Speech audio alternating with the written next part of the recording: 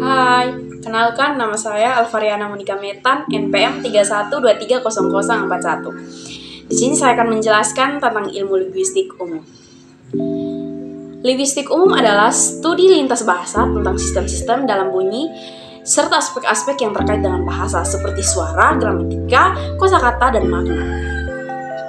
Linguistik umum diantaranya adalah fonologi, morfologi, sintaksis, semantik, pragmatik, dan sosiologistik. Pertama, fonologi. Pembahasan tentang fonologi berfokus pada bunyi-bunyi yang diproduksi dalam bahasa. Fonem ini diorganisasi sedemikian rupa sehingga mereka membentuk bahasa. Fonologi terdiri dari dua bagian, yaitu fonetik dan fonemik. Fonologi berbeda dengan fonetik. Fonetik merupakan bunyi-bunyi fonem sebuah bahasa direalisasikan atau dilafalkan. Dan fonemik adalah cabang studi fonologi yang mempelajari bunyi bahasa dengan memperhatikan jika bunyi-bunyi tersebut berfungsi sebagai pembeda makna. 2. Morfologi. Morfologi membahas mengenai pembentukan kata dan struktur kata. Morfologi memeriksa unit-unit dasar dari pembentuk kata yang disebut morfem. Adapun beberapa bagian dari morfem yaitu yang pertama, derivasi. Derivasi adalah proses pembentukan kata yang menghasilkan leksem baru atau menghasilkan kata-kata yang berbeda dari paradigma yang berbeda. 2. Afiksasi. Afiksasi dalam jenis morfologi adalah proses yang mengubah sebuah leksem menjadi kata setelah mendapat afiks. C. Reduplikasi. Reduplikasi atau pengulangan merupakan proses pengubahan leksem dengan menambahkan pengulangan sub awal. Pengulangan penuh yang berubah bunyi atau pengulangan sub akhir. Komposisi. Proses pengubahan suatu ani mengubah gabungan leksem menjadi satu kata yakni majemuk. Observasi. Proses morfologi observasi mengubah leksem atau gabungan leksem menjadi kependekan. Metanalisis. Metanalisis merupakan proses yang dapat menjelaskan bentuk-bentuk pramu, misalnya pramugari, pramusri, pramusaji, dan pramuwisri. Analogi.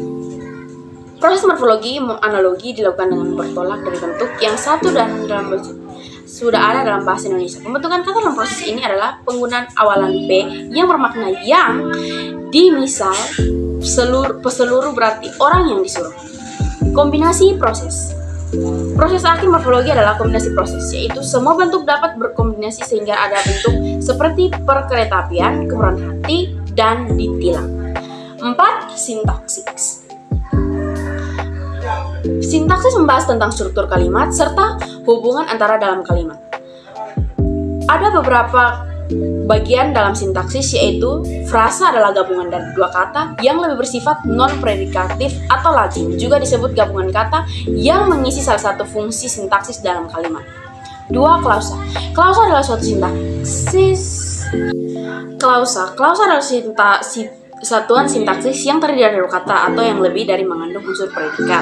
Contohnya telah dibahas di atas, dapat berupa pisang digoreng, rumah itu besar, bayi itu sehat, ayam hitam. Kalimat adalah suatu ujaran yang mengungkapkan suatu proses pikiran atau perasaan yang utuh. Jenis-jenis kalimat ada subjek, predikat, objek, dan keterangan.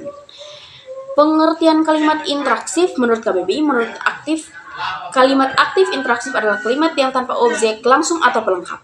Pengertian kalimat bintersif merujuk pada kata kerja yang memerlukan objek, tetapi objek tersebut tidak memerlukan pelengkap. Contohnya dalam kalimat dia membaca buku. Buku adalah objek langsungnya yang tidak memerlukan pelengkap tambahan. Sekian hasil presentasi saya. Terima kasih.